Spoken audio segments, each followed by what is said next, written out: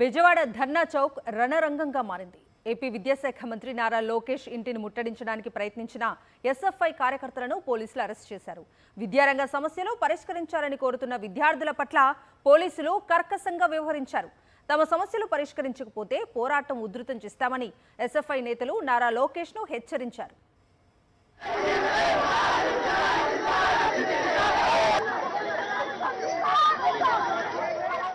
గడిచిన 15 నెలలుగా పేరుకుపోయిన విద్యారంగ సమస్యలు పరిష్కరించాలని కోరుతూ students federation of India AP శాఖ చలో విజయవాడకు పిలుపునిచ్చింది.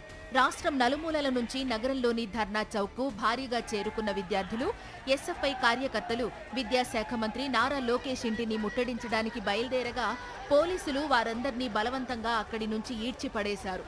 విద్యార్థి సంఘ నేతల్ని అరెస్టు చేసి తరలించారు.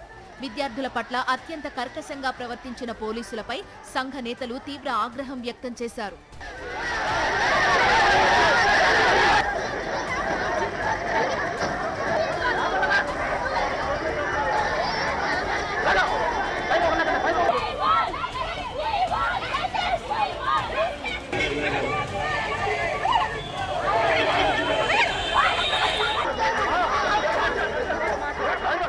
కూటమి ప్రభుత్వం వచ్చాక రాష్ట్రంలో విద్యారంగ సమస్యలు తీవ్రమవుతున్నాయి. ఫీజు రియంబర్స్మెంట్, స్కాలర్షిప్ బకాయిలు 6,400 కోట్లకు పైగా బకాయి పడడంతో విద్యార్థులు తీవ్ర ఇబ్బందులు ఎదుర్కొంటున్నారు. మరోవైపు డిగ్రీ ఫలితాలు వచ్చి 3 నెలలు దాటినా ఇంతవరకు పీజీ కోర్సుల్లో అడ్మిషన్లు ప్రారంభించలేదు. పైగా ప్రభుత్వ స్కూళ్లలో, జూనియర్ కాలేజీల్లో విద్యార్థులు ఎదుర్కొంటున్న సమస్యలు తెలుసుకోవడానికి వెళుతున్న విద్యార్థి సంఘ నేతల్ని వెళ్లకుండా జీవో జారీ చేశారు. తమ సమస్యలన్నీ పరిష్కరించే వరకు పోరాటం కొనసాగుతుందని విద్యామంత్రి నారా లోకేష్ ను ఎస్ఎఫ్ఐ హెచ్చరించింది.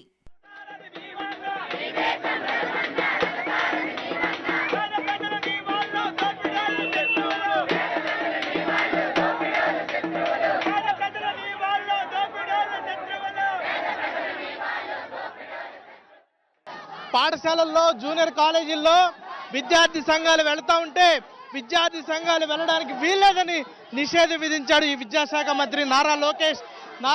మేము హెచ్చరిస్తా ఉన్నాం, నువ్వు గనక ఈ సమస్యల పరిష్కారం చేయకపోతే ఇంకా పెద్ద ఎత్తున ఉద్యమాన్ని ఉధృతం చేస్తాం. ఖబర్దార్.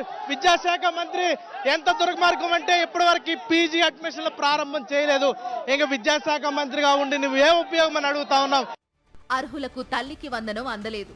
అందిన వారికి కూడా అరకొరగానే వేశారు. ఫీజు రియంబర్స్ గురించి అసలు పట్టించుకోవడం లేదు. మొత్తంగా నారా లోకేష్ విద్యామంత్రి అయ్యాక విద్యారంగ సమస్యలు ఎక్కువయ్యాయని ఎస్ఎఫ్ఐ విమర్శిస్తోంది. తమ సమస్యలు చెప్పడానికి వెళుతుంటే పోలీసులు అత్యంత దుర్మార్గంగా వ్యవహరించారని మండిపడ్డారు.